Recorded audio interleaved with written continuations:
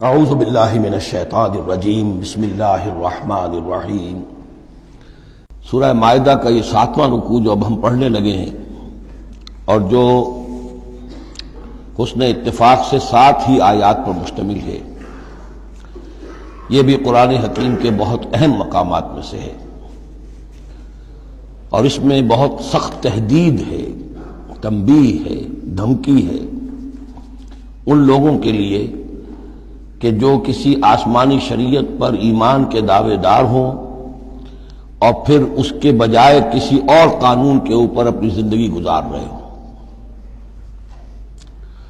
قرآن حکیم میں عام طور پر، جیسا کہ میں مختلف مواقع پر نوٹ بھی کراتا رہا ہوں، طویل صورتوں میں کہیں تو 3 آیتوں کے چھوٹے گروپ آپ کو ملیں گے جو بہت جامع ہیں، جیسے سورہ آل عمران کی آیات 102، 103، 104 نہایت جامع۔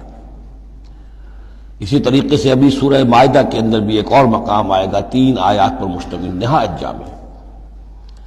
کہیں کہیں 7 آیتوں پر مشتمل مقامات ہوتے ہیں جو بہت جامع ہیں، جیسے 7 آیتیں سورہ بقرہ کے 5ویں رکوع کی کہ بنی اسرائیل سے خطاب میں جو ابتدائی انداز تھا دعوت کا، اس کے ضمن میں وہ بمنزلہ فاتحہ ہے۔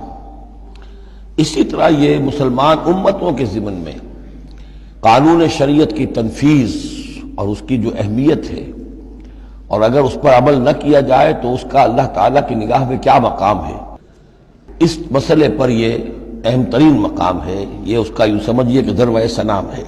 انا انزلنا التوراۃ، ہم نے ہی نازل فرمائی تھی تورات، فیہا ھدی و نور، اس میں ہدایت بھی تھی، نور بھی تھا۔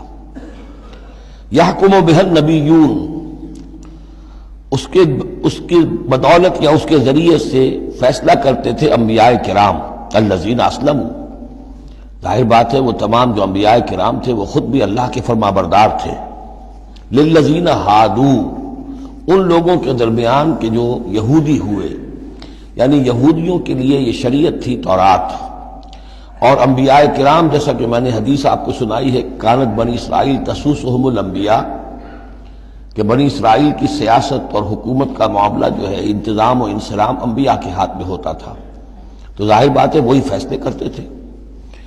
یحکم بہا النبیون الذین اسلموا، فیصلے کرتے تھے ان کے ذریعے سے وہ انبیاء کے جو خود اللہ کے فرمانبردار تھے یہودیوں کے معاملات میں، اور فیصلے کرتے تھے والربانیون، اور جو ان میں درویش ہوتے تھے، اللہ والے ہوتے تھے، علماء ہوتے تھے، علماء حق، والاحبار، اور علماء، ربانیون کہنا چاہیے زیادہ، اللہ والے، یعنی جو صوفیہ ہمارے ہاں مثلا اولیاء اللہ، اور احبار علماء کے لیے ہے۔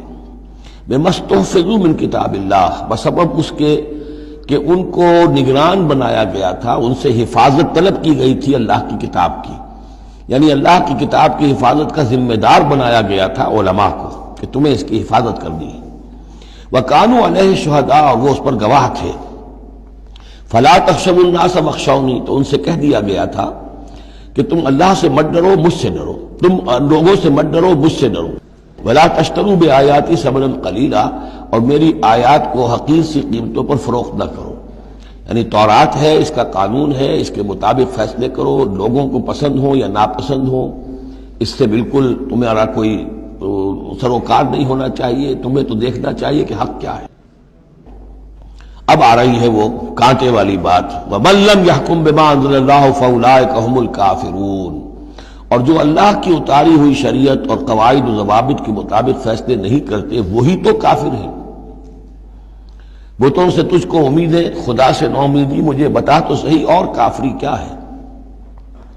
وَكَتَبْنَا عَلَيْهِمْ، اور ہم نے لکھ دیا تھا ان کے ذمے، واجب کر دیا تھا ان پر، فیہا، اس کتاب میں، تورات میں، ان نفس بالنفس، کہ جان کے بدلے جان ہوگی، والعین بالعین، آنکھ کے بدلے آنکھ، والانف بالانف، ناک کے بدلے ناک، والاذن بالاذن، کان کے بدلے کان، والسن بالسن، دانت کے بدلے دانت، والجروح قصاص، اسی طریقے سے زخموں کا بدلہ بھی ہوگا برابر کا۔ فمن تصدق به فهو کفارۃ اللہ، پھر جو کوئی اس کو معاف فرما دے تو یہ اس کے گناہوں کا کفارہ بن جائے گا، یعنی کوئی شخص قصاص نہیں لیتا، کسی نے اس کا کان کاٹ دیا، اب وہ جواباً کان کاٹنے کا حقدار ہے، لیکن اگر وہ معاف کر دیتا ہے تو اپنے بہت سے گناہوں کا کفارہ بنا لے گا.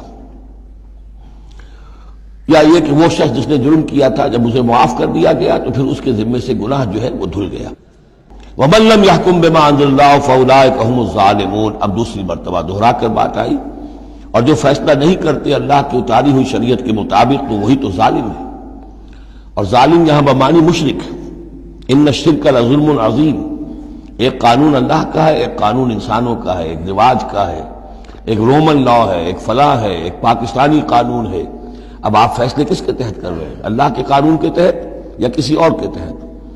گویا کہ اب آپ نے اللہ کے قانون کے ساتھ ساتھ کسی اور کے قانون کو مان لیا، یہی شرک ہے. صدق اللہ العظیم.